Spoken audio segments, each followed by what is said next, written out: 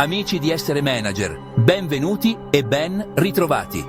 In un mondo ossessionato dalla prevedibilità, spesso evitiamo di pensare all'impensabile. È qui che entra in gioco la tecnica dello scenario peggiore, un pilastro di una pianificazione solida.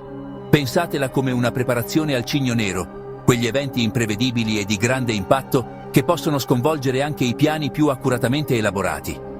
Confrontandoci con la possibilità di tali eventi, possiamo costruire resilienza e affrontare l'inaspettato con maggiore fiducia. Questo approccio consiste nell'abbracciare una valutazione realistica di ciò che andare storto. È tempo di andare oltre il comfort del noto e abbracciare il potere di anticipare l'imprevisto. Definire lo scenario peggiore non è un esercizio di terrorismo psicologico.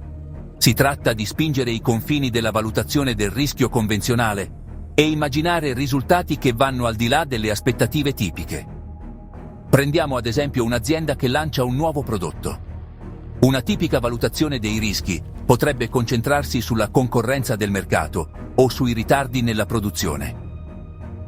Un'analisi dello scenario peggiore esplorerebbe possibilità come un difetto di progettazione fondamentale, una recessione economica globale o un disastro naturale che interrompe le catene di approvvigionamento.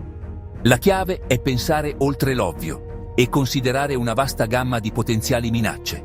Spingendo i confini della nostra immaginazione, possiamo ottenere una comprensione più completa dei rischi che affrontiamo. Questo ci permette di sviluppare piani più solidi e di prepararci a una più ampia gamma di eventualità. Si tratta di chiedersi: qual è l'evento più catastrofico che potrebbe realisticamente verificarsi? Una volta definito lo scenario peggiore, il passo successivo è capire come potrebbe svolgersi un tale evento. Ciò comporta l'analisi delle potenziali cause e conseguenze, tracciando la cascata di eventi da un incidente apparentemente isolato a una vera e propria crisi. Immaginate un grande incendio in un impianto di produzione. Una valutazione tradizionale dei rischi potrebbe concentrarsi sugli impatti immediati come i danni alla proprietà. Un'analisi dello scenario peggiore approfondirebbe, esplorando gli effetti a catena e interruzioni della catena di approvvigionamento, danni alla reputazione, controllo legale e perdite finanziarie. Comprendendo questi fattori interconnessi, possiamo identificare potenziali punti di rottura e sviluppare strategie per mitigare l'effetto domino di una crisi. Questo potrebbe comportare la diversificazione dei fornitori, il rafforzamento dei canali di comunicazione o l'investimento in sistemi ridondanti. Si tratta di prepararsi all'inaspettato, comprendendo l'intera portata dei potenziali impatti. Ogni sistema, non importa quanto ben progettato, ha le sue vulnerabilità. Questi sono i punti deboli che possono essere sfruttati da minacce esterne o da guasti interni. Identificare queste vulnerabilità è fondamentale per sviluppare misure preventive efficaci.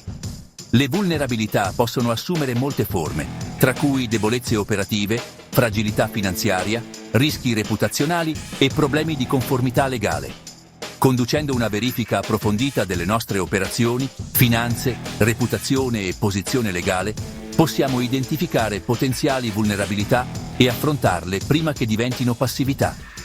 Questo potrebbe comportare l'investimento in nuove tecnologie, il rafforzamento dei controlli interni o la ricerca di competenze esterne. Il modo migliore per gestire il rischio è evitare che si verifichi. Anche se non possiamo eliminare gli eventi imprevisti, possiamo costruire sistemi più robusti per resistere a shock e interruzioni. Ciò implica l'adozione di un approccio proattivo alla gestione del rischio, andando oltre la semplice reazione alle minacce. Le strategie chiave includono ridondanza, diversificazione, flessibilità e miglioramento continuo. Integrando questi principi nelle nostre organizzazioni, possiamo creare una cultura della resilienza. Il rischio diventa un'opportunità di apprendimento e crescita. Nonostante i nostri migliori sforzi, ci saranno momenti in cui lo scenario peggiore diventerà realtà.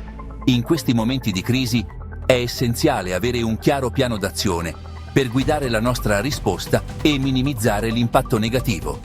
Un piano di risposta alle crisi efficace dovrebbe includere protocolli di comunicazione, autorità decisionale, allocazione delle risorse e coinvolgimento delle parti interessate.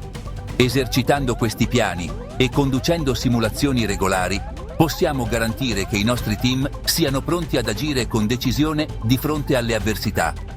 La preparazione è la chiave per navigare nella tempesta perfetta. L'obiettivo finale della pianificazione dello scenario peggiore non è semplicemente sopravvivere alle avversità, ma emergere più forti. Questa è l'essenza dell'antifragilità, la capacità di prosperare nel caos e nell'incertezza. Confrontandoci con le nostre paure e imparando dai nostri errori, possiamo sviluppare organizzazioni resilienti e adattabili. I principi chiave dell'antifragilità includono il decentramento, la sperimentazione, la ridondanza e l'opzionalità. Abbracciando questi principi, possiamo trasformare le nostre organizzazioni in sistemi che prosperano nelle sfide ed emergono più forti dalle avversità. L'antifragilità trasforma l'incertezza in una fonte di forza.